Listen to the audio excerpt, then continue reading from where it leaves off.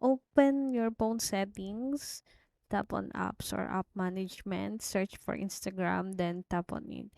Make sure the option remove permission if app is unused is turned on. So then tap for stop. This will stop Instagram from running in the background and may help fix the issue.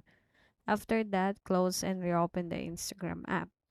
So for the step number two, you need to update the Instagram app. So open the Play Store or App Store for iOS. Search for Instagram. If an update is available, tap update to install the latest version.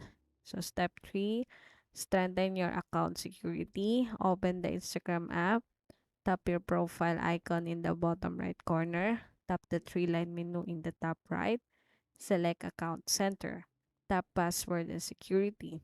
Select two-factor and authentication.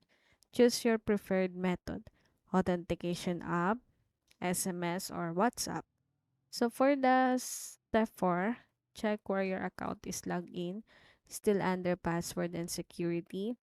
Tap where you're logged in. You'll see a list of all devices that have accessed your account. So scroll down and tap select devices to log out. Log out of all unfamiliar devices to protect your account. And that's it. So after doing all these steps, your account shall be more secure and you'll avoid the suspected automated behavior warning from the Instagram.